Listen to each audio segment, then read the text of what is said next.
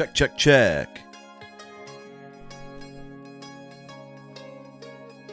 Welcome to the Exploring New England podcast with Ryan Zipp, where each week I will be talking about what makes this historic region such an amazing place to enjoy. From the scenic views to road trip ideas to where to grab the best eats and much more. Let's get going. Check, check, check. Check, check, check. All right, all right, all right.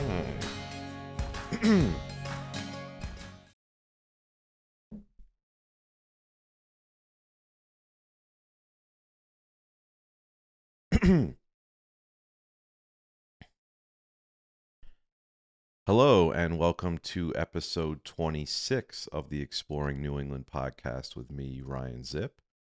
Now we are fully into this second summer period that I spoke about, I believe, last time, where we are done with the more traditional summer up to Labor Day, but yet not quite fall in my mind till at least we hit it officially on September 22nd. And you know, for me, it's more end of the month and really when the leaves start changing and the foliage chasing begins. So I still consider, so I guess we have about, when this comes out, 10 full days till the fall equinox. And then, like I said, I still squeeze in as much summer vibes as possible. And, with the fall foliage, it's a lot of signs were looking like it was going to be a solid year.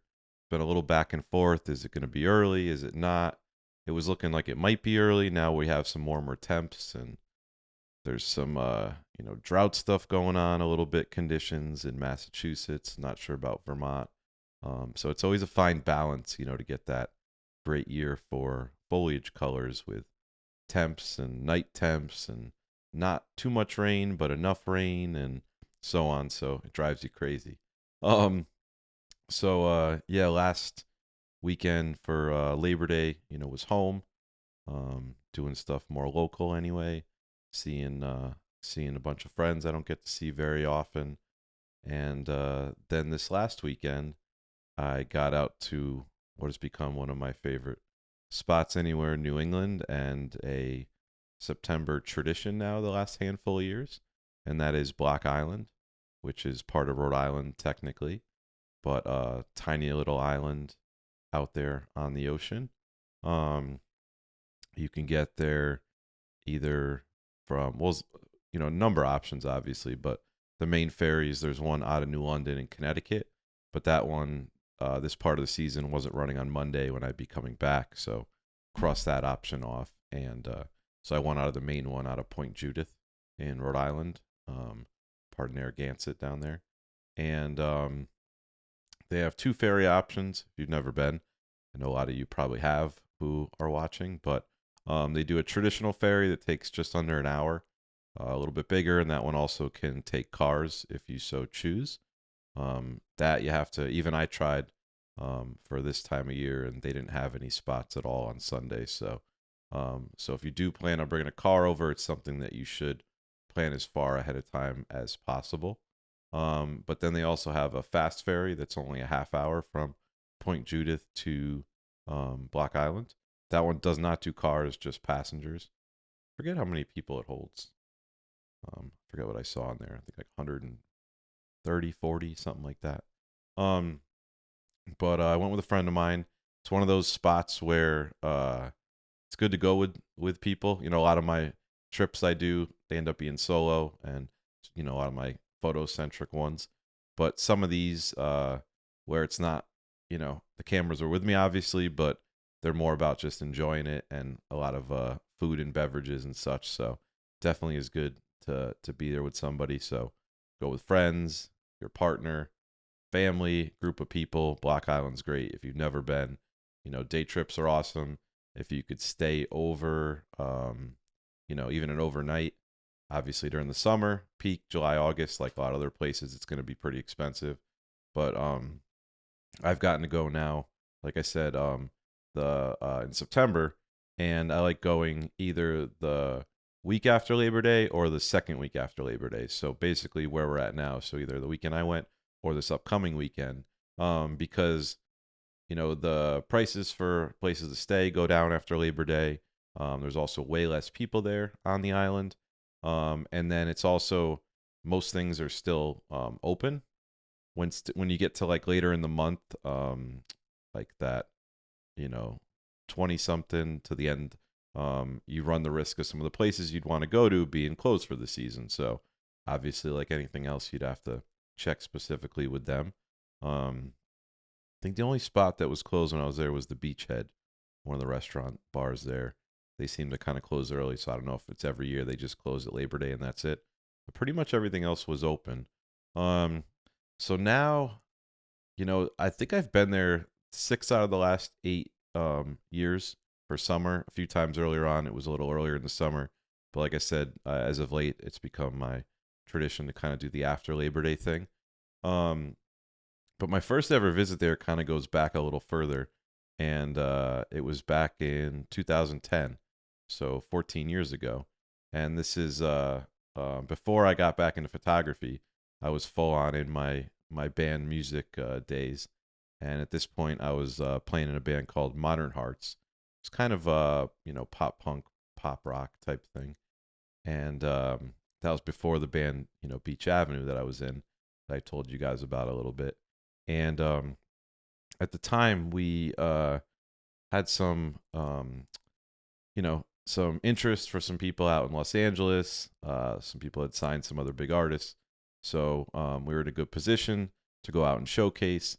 And we were living at the house on Beach Avenue at the time with guys in this band, and also with the guy Nick, who I was in Beach Avenue with. And at the time, he was just doing kind of like a solo thing, playing a lot of acoustic covers at bars and such, and trying to demo his own songs as well.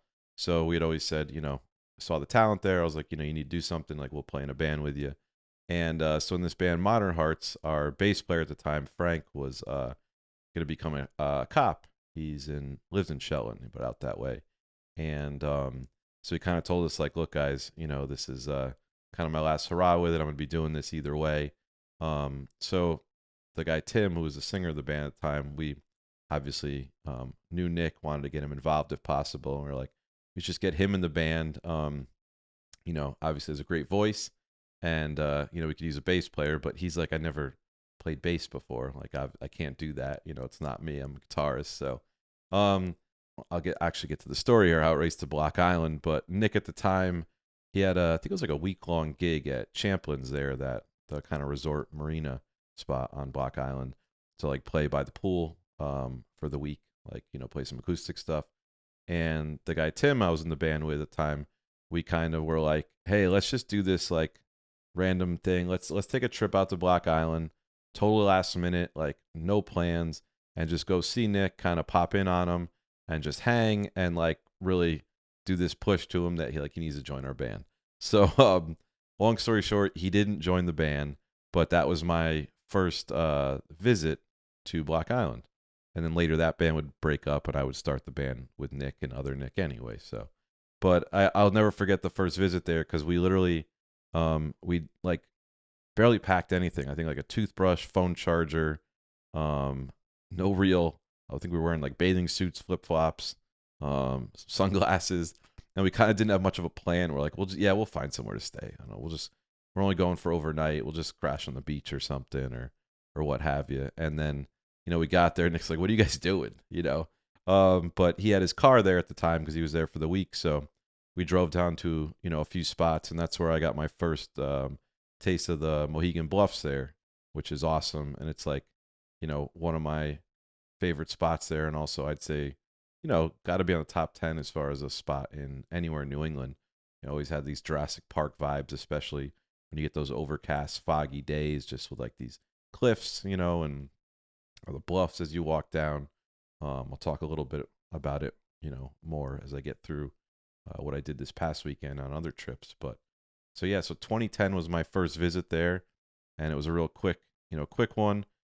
Saw a few spots, obviously spent some time with him, and then had my first taste of a few of the restaurants there as well, where I would end up going back to this day. 2010 first visit there, no camera though, before the photography days.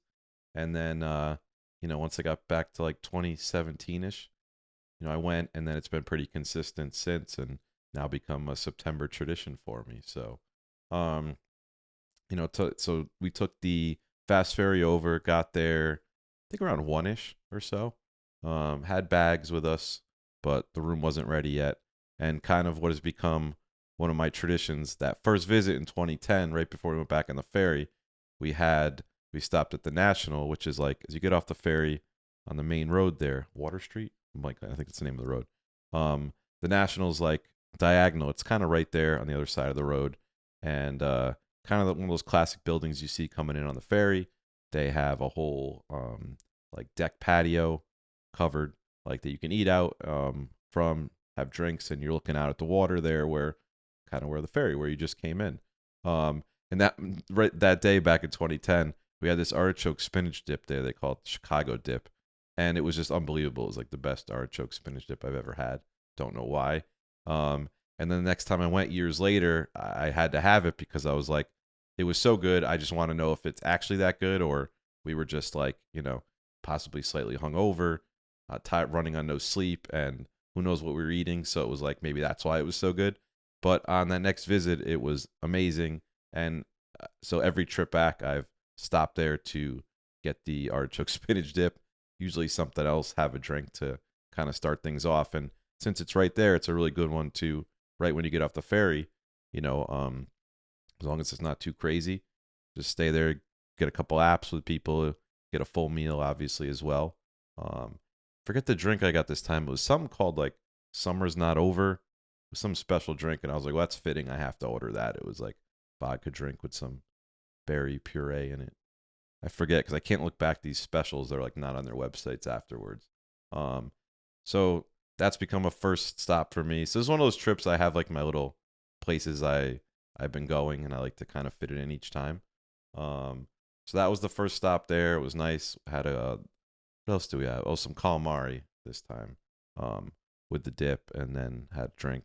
Then made the way up. This trip, first time staying at spot Payne's Harbor View Inn, and really cool location. It's right kind of on Harbor Pond on one side, and then on the other side of it, from basically like the area, like you walk in to the inn, and then through is the where like kind of the kitchen, like this bar area where you have breakfast in the morning, and then walking out, there's like a deck patio in the yard, and then you're just looking down Ocean Avenue to Great Salt Pond, where some other bars and restaurants are. It was just a really cool view. Ended up having it from the room as well. So checked in there, and then after that, after that was heading to another kind of restaurant spot that's become a favorite. So right there, then you can walk down Ocean Avenue. One restaurant, Dead Eye Dick's, is right there. There's like kind of the Payne's Dock, boats come in on. There's a little bar there, Mahogany Shoals, and then you take a left, and the spot there that I'm actually rocking the shirt. I like to get shirts on these trips, support the businesses. But the Ore is right there. I don't know how long it's been there. But it's definitely become one of those institutions there on the island. And I had a meal there on that first trip years ago. And then more recently, I forgot when they kind of added it, but they got like a sushi menu specifically, and chefs. And so I think it's my fourth trip trying it, but it's unbelievable. And I do enjoy sushi as long as it's good sushi, obviously. But it's so good. It's like incredibly fresh, and they have a normal menu. They usually have a special going on. Off the top of my head, I'm forgetting. I'll put some pictures up for the YouTube watchers, but I forget exactly what they were. I think it was like one had spicy tuna, the other one had some shrimp in it, but just very good. So I can't, if you're a sushi fan, I can't recommend it enough. You could sit like inside. They have tons of tables. We sat outside. They have these Adirondack chairs with like table in between. So you're basically sitting there right on the water, on the pond, and have amazing views, and eat, drink, whatever you want. So if you're not getting full meals, it's awesome. They have some like picnic tables outside as well. So if you do want to sit outside, and then the full normal inside area. But another thing, if you've been or heard about it, kind of one of the drinks of the island are the mudslides, and they've become a favorite of mine. No surprise since I'm a mocha latte guy as well. But they're hard to find one done really well. You can occasionally in spots around coastal New England, but there are these spots on Block Island that really do them up. And everyone has their own opinion, obviously, like anything food, drink related.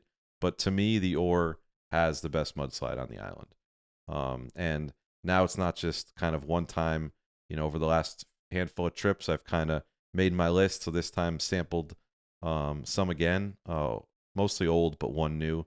And I feel like I was able to reaffirm what I already thought before. So to me, my personal opinion anyway, the Ore is the best mudslide on the island. A lot of people do. So heading down the road a little bit more the other way is that spot Champlain's where Nick had played years ago. It's like a nice marina resort. They have a pool and everything. So a lot of people that have boats come, dock the boats there and they could stay, and restaurants, food, drinks, and all that stuff. Their mudslides, still good. A lot of people say that's the best, their favorite on the island. They do like a banana one as well. A lot of the other places will like infuse them. You can add like a shot of basically anything like peanut butter whiskey or salted caramel vodka, which I did on this one there. So again, it's kind of whatever you want, but that's I guess I have like the list of my top mudslides anyway. So I guess it's a proper time to let it out, even though I'll talk more about one of the other spots. But the Ore is to me my number one mudslide. Number two is at the Surf, which is there at whatchamacallit, at the Block Island Beach House. Sorry, I was drawing a blank for a second. It's a old school hotel there right on the beach. Right when you come, down off the ferry on Water Street, it's around the corner there. But the Surf, the restaurant there at the hotel, to me is number two. So the Ore, the Surf, the Poor People's Pub, which is a cool spot. It's kind of like I would say the food's okay. You don't really go there for the food, but they're open late, and I think it's one of the few places that's basically open for most of the year. So for locals, or you happen to find yourself there in the real off season. And then Champlain's to me comes at number four, which is a lot of people's favorite. Mahogany Shoals mudslide I have for the first time, number five. The Beachhead, which was closed this time, but I've had previously, number six. And the National coming in at number seven. Best artichoke spinach dip ever, other good drinks, other good food, but was not a fan of their mudslide. So that's my top seven for anyone interested. Just it's one of those things. I don't drink them very many other places, but on my trips to Block Island, I like to enjoy them. We in that other bar, Mahogany Shoals, was really cool. That's right on Payne's Dock, not far from the inn, and they have like an outside bar you could sit at. They have like outside tables right there on the dock area. They also have this inside small bar area that's really cool, all old school with like paddles and pictures and signs and different things. So definitely a real vibe as far as like a real coastal, just kind of dive bar. Pretty awesome. Ended up going back there for like a nightcap at the end of the night. Not many spots were kind of open around there, so that was great. And Champlain's another one there, so if you have a boat, it's a good spot to go dock. That night for sunset, we made it over to this tiny little beach called Dingy Beach off Corn Neck Road on that great salt pond, because it was going to have the sun would be setting across the pond area. Kind of see the Coast Guard station off to the right as well. It wasn't anything crazy for sunset, but it was nice. So it's just good to get you in a position just in case it ends up going off. You want to be able to get shots of it. Again, then went back to the Mahogany Shoals for a nightcap after that. The inn actually had like some breakfast, the Payne's Harbor View Inn. So amazing view again while you're eating breakfast. Ate outside, looking down that view at the pond, the water there. But they have like little egg things, potatoes, fruit, like little pastries and muffins. So not like a full breakfast, but good enough, something to kind of get you going. So did that, got ready for checkout because it was just a quick overnight. I think it was there for only like 26 hours total. So you leave the bags, which is good. You can leave the bags there. walked more back down, down to the main road there, and it's a great little spot for breakfast called Persephone's Kitchen. They obviously coffees and such, but they do like smoothies, smoothie bowls, breakfast sandwiches, pastries. But just really good. Everything I've ever had there has been great, and they make a really great iced mocha, which is harder to find than you think sometimes. So that's become kind of a go-to breakfast spot for me for food if where I'm staying doesn't have anything, or just to grab a coffee as well. So recommend that as well. Then you could walk around a lot of places around the island. They have cabs, which are convenient, but they get expensive if you start using them more than a handful of times. You can rent bikes or bring bikes. Also, you can rent mopeds. But I've kind of gotten into when I'm there and I want to get around. I have camera gear usually. Also, not trying to fall off or have like a car or anyone hit you on a moped or bike. Kind of can't afford to break a leg these days. So I've gotten to rent a car there. Whether it's for an overnight, the whole visit, or just for stretches. But there's a spot. I'm drawing a blank on the name, but it's right down to the left. It's basically in between where you came in on the ferry and then Ballard's, like the kind of beach spot over there, beach bar. And that's where you can rent all sorts of mopeds there and everything, different cars. And ended up renting a Jeep. This is like the third time I've done that there. But it's basically you can rent it for like 1 hour, 2 hour, 3 hour, 4 hour increments. There's a price for it. Since late in the season, they were like, "Oh, how about a deal for this?" So ended up not being too bad. It was only $10 for the full insurance, so recommend adding it on. Who knows what'll happen? But then once you have that, obviously the island's not very big, and you can just kind of cruise around anywhere. So at that point, just wanted to see all the main roads, all the views, and also stop by some favorite spots. So one of them was to get back there to the Mohegan Bluffs, which was kind of like what I remember is my first time going there. And but it was bright, sunny, no cloud day, so it didn't have that same moody Jurassic Park vibes. That's my favorite. And then these stairs down the bluffs to the beach area where the water is, it's a pretty steep drop. The stairs are fine. Some of them are a little tilted forward, so just take it slow. But I believe there's 144 stairs, something like that. It's over 140. It's somewhere around there. And you were always able to go down off this kind of platform area into was never very stable, but make your way down to this super rocky beach area. There was even a rope to like pull yourself, help like walk back up to the area. And even as recent as last year, was down there and walked up and down the beach a little bit.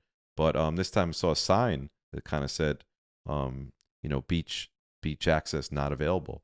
Didn't know exactly, so walked down the stairs and all enclosed. So first time in all the years going there, you couldn't walk on that rocky beach at the bluffs. So don't know exactly why. I'm guessing it has something to do, I don't know if it's some of the storms, there's been more erosion, if there's issues with things kind of coming down from the the bluffs there, the cliffs. I have no idea. I'll have to look into it. I should have before. But you can still walk down all the stairs, so it's still an awesome view. Again, especially if it's like foggy vibes, it's one of the coolest spots anywhere in New England. So recommend that. And then right before it, if you're coming from town, is the Southeast Lighthouse. Real pretty lighthouse, all built into like a building, all like this brick. And they had been working on it since 2019, I want to say. And every trip back since, they'd have some kind of scaffolding or lift or something there, so I just couldn't get a photo. So I try to like crouch down or just kind of use bushes or anything to block out the gear just to get a shot. And then this time finally there was nothing there, but it was like the worst harsh midday light. So I snapped some shots just to have it. It wasn't much of a photo trip, but great visit for everything, just the overall vibes. There's nothing like it. And I've really enjoyed making it like this September tradition, just like a quick, basically 24-hour visit. After there, hit up the bluffs, the lighthouse, drove all the way out to the Coast Guard beach where the Coast Guard station is. Neat little area, kind of a rough road, but if you have a Jeep or an SUV, it was fine. Went back down around and up to the North Lighthouse, which is another really beautiful lighthouse all the way at the tip of the island.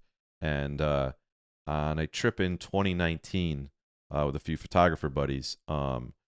We hit sunset there, and it was like unbelievable. It was like the most beautiful, perfect light. The color lasted forever, so got some amazing shots up there. So I wasn't concerned this time about, again, the conditions not being great for photos. It was just cool to see it again. There's a little parking lot there, maybe like 6, 8 cars. It can obviously get dropped off by taxi. Tons of people had bikes and mopeds. But then you can walk out to the lighthouse, and there's all these paths down through the dunes behind the lighthouse. Definitely recommend going there if you've never been. Beautiful spot, and if you go there for sunset, you can get some real beautiful backlighting. Then after that, it was the ferry back was at 4:30, so it was like 2 something at that point. Swung back by the hotel. If I rent a car, I try to time it that way I could scoop the bags and then head down to where we're going to be rather than having to like grab a cab or walk back with the bags at the end of the trip. So something to think about. It's kind of become one of my go-to moves. Drop the Jeep back off, and then what has become kind of like my go-to meal and drink before leaving the island to get back on the ferry, and that's back at the surf there at the Block Island Beach House on the corner. Forget what that hotel used to be. It was one of those classic spots. I think they said they're one of the only kind of hotels there that's like right beach access. So they have like a beach bar. They have the surf, which is like the restaurant there, which I mentioned in my favorite mudslides, came in at number 2. But then you're like right there, not far of a walk to where the ferry is. And then you could wait it out. Even if you have a couple hours, it's just nice to sit there. You can either sit, there's a covered portion. So if it's real sunny or hot, you could sit there looking out at the water, or they have just like an open kind of patio area with different types of seating that you could just sit. And again, it's a good spot if you have an hour and a half to kill. They have, besides the mudslides and drinks, they have a great menu. Some mahi mahi tacos and a Mexican street corn, kind of like broken up with chips this time. But I've had a number of different things over the years there, and everything was always really good. So I can't recommend that spot enough. I've never stayed there at that hotel. I'd like to sometimes, just to be neat to. I've never stayed like right downtown in like the real busy area before. A couple other spots I've stayed to think about. On my 2 previous visits, I stayed at a spot called the Sea Breeze. It's been there for like 40 years, family-owned spot, like a bed and breakfast. And that's more up the hill, going up the other way, up Spring Street. Did some photos for the owner there. She's super nice. So got some content the last couple trips, and can't recommend that spot enough too if you're looking for a laid back B&B type vibe. All different, like it's like different buildings, like cottages type thing. They're like split up. Some of them have 1 room, some have like 2 bedrooms connected with like 1 bathroom and like a sitting area. So it depends, how many people you have with you. But they do every morning they serve you breakfast in like a picnic basket out in front of the room. So it's really cool. You can like open it up, eat it outside, go down the picnic table in the back. There's a little table in the room itself. So again, Seabreeze, can't recommend that enough. That's right over by the Spring House Hotel. Never stayed there, but that's where they have that lawn with all the Adirondack chairs. Probably been or seen photos of it. Another option I've stayed is the Narragansett. That's back down near the Ore. Been there since like 1912, so one of those like old school, block spots. It's been there forever, and you can get some pretty good deals, especially after Labor Day. There, some pretty cheap rooms. Some real cheap options were like you have a shared bathroom down the hall, and they had some with their private bathroom too. But again, just kind of no nonsense, not fancy at all, but you're like looking out from some of them. You're right there on the pond, on the water, and they weren't that expensive after Labor Day. So. And you're right near the Ore and the other spots that I dicks and stuff. So all great locations depending on more what you want to do. But it's not that big of an island. You can walk most spots, cab it, moped it, rent a car, do whatever you want to do to get to the other spots. So it's just a special place. And I forgot to mention the visit in 2019 when we were there. We did get to shoot the Milky Way down the stairs at the Bluffs. It's one of my favorite photos. It's up there. So I'll pop it up here if you've never seen it. So yeah, I have a lot of great memories there, and it's become one of those like end of summer trips for me. And now that I know that I'm back from it, that fall is getting closer every day now, and the mornings are getting cooler. Still have some warm temps. I'm hoping it doesn't stay too warm for the leaves, but it looks like we have temps in the 80s for the next handful of days, which is wild, which is why I can't accept that it's fall. Some people are already in fall mode, but I love fall. It's my favorite, but I'm not quite ready when it's 80 degrees. So I'll be, trying to get to some other coastal spots over the next few weeks. Beginning of October, we'll be, starting the foliage chasing up in northern Vermont. So in between, we're going to play it by ear, but obviously I'll update you guys. Thanks again for checking in, and hope you guys all have a great week.